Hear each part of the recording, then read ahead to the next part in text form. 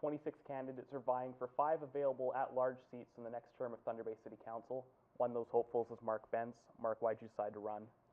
Well, I have a lot of community experience. It's been about 25 years I've been involved with the community, different aspects, from trustee on the school board, as a ward councillor on city council, and on numerous boards and agencies in the city. So I have a lot of experience and knowledge that I feel that I want to give back to the city and help it move forward. You'd most recently served as ward councillor for Northwood. Why'd you decide to run at large this time? I really have a focus that encapsulates the whole city. So I thought that I really want to have the big picture this time rather than just the ward. Like, I was involved in the waterfront development committee, which of course was outside of my ward, but I felt what's good for the ward was good for the city, and I took that challenge on, and it was very successful. But I do want to have a citywide approach this time around. How have you seen the city change in the 4 years that you've been away from council? Well, what I have seen is there has not been a lot of big changes. Like, there were a lot of big changes in the time that I was on council. I'm not saying I'm responsible for all of them, but there was a lot of development and a lot of things changing. The waterfront, for example, changed, I think, the face of the city. I know they've been having trouble with the event center and finding partnerships. As a person that has a lot of experience with developing partnerships, maybe I can assist with getting that project moving and getting partnerships so that it is affordable for the community if we wish to move forward. Do you believe the event center should be a priority for the city? Well, it's certainly going to have to be addressed at some point due to the aging facility that we do use right now. So yeah, we have to put a plan in place, whether it occurs in the next term or the next 2 terms of council. We really need to have some vision as to what we want as a community and what we want to spend as a community on that. I guess looking at the waterfront, where would you like to see that area move forward? The waterfront? The waterfront. Well, the waterfront, I think, is doing quite well right now. There's a few potential projects that want to locate on the waterfront, which is great. But we planted the seed, and I think it's growing quite well. The Red River area, Cumberland area is thriving, I think, due in part to the waterfront development. And so I think it's a great place. I have no plans or vision to extend the waterfront further. If the community wanted to look at that, it's certainly something I would certainly want to be involved in. But right now, I don't think that is a key priority. We have other issues, I think, that we need to deal with. What are some of those other issues? Well, I think community safety is certainly something. Now, that's not going to be a huge budgetary expenditure, but it's a huge effort in terms of finding collaboration within the community to help both the police and city council accomplish this task of having citizens feel safe in their community. And so that goes back to partnerships again. There's lots of organizations that can assist and are assisting. We just need to maybe enhance some of that in different ways, because city council, police department, they can't do it all alone. We certainly need the help of the community. How much of a concern is community safety from what you've heard from residents? It's a big concern. I know crime statistics are in the news, and so there's a heightened sensitivity towards that within the community. But when I'm walking around, I'm hearing about break-ins, I'm hearing about gangs emerging in Thunder Bay, drug trafficking increasing through our community. So I think it's something that is growing by what I'm hearing. I didn't hear gangs so much 4 years ago when I was campaigning. Now I'm hearing a bit more about gangs establishing themselves and having a mode of operation to get into the community. And so that's concerning. And of course, the other issues that we're facing is the statistics surrounding homicide. This is something that needs to be addressed for our city to feel safe and to be perceived as a safe place. I guess looking at that piece specifically, what really can be done by city council and by the police? Well, those are great questions. I think we certainly have a role to play. I mean, city council is a representative of citizens. We help facilitate things in the community. And the police department enforces the laws.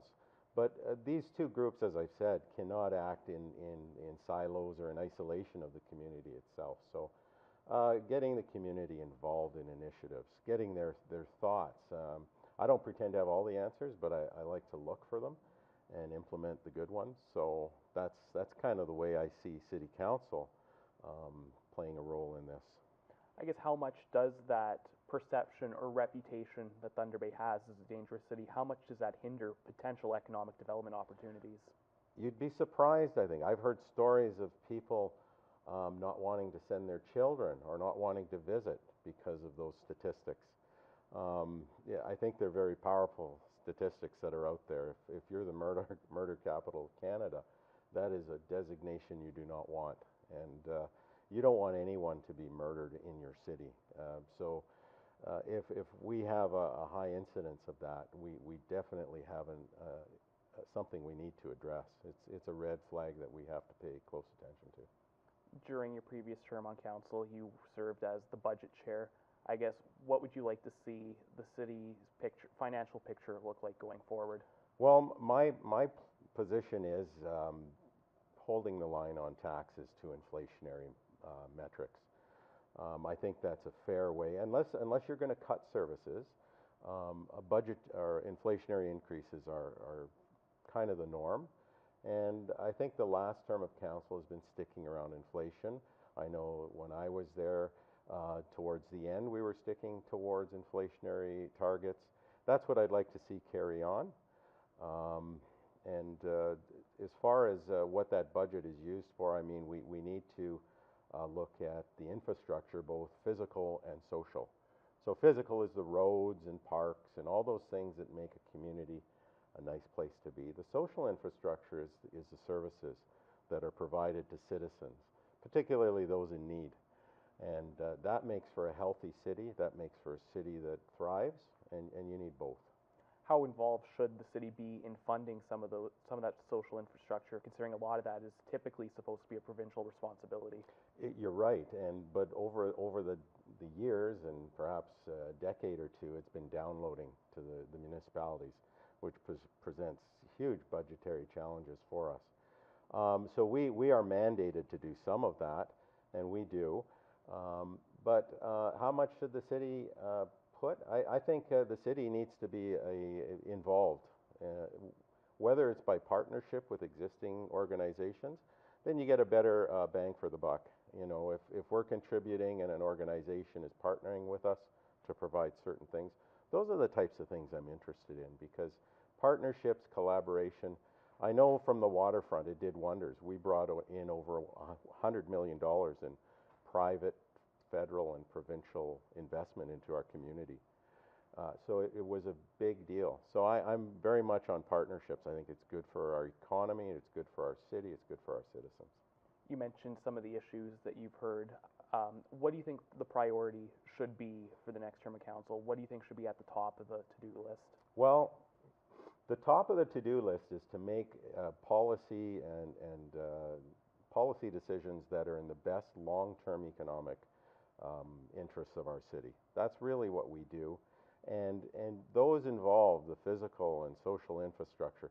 There is no one issue ever. You know, I don't claim to be a single issue candidate. When you get into council, if you're lucky enough to be elected, it's a very broad spectrum, and you've got to balance them all. So, you know, for me, the social aspect, which involves the crime and providing services to people, the physical aspect, providing good infrastructure, roads and parks and things that people enjoy in an urban setting, and those are the key things. And I think another thing that we can look at in this city is densification, in terms of zoning, getting more people into the cores, making them safer, making them more prosperous, and boosting our tax base in those cores. It'll be advantageous to us all. Mark, thank you so much for sitting down with me. Very, very thanks. You can find the candidate profiles for everybody else in the at-large race, as well as running for ward and mayoral positions in the Thunder Bay Vote section of tvnewswatch.com.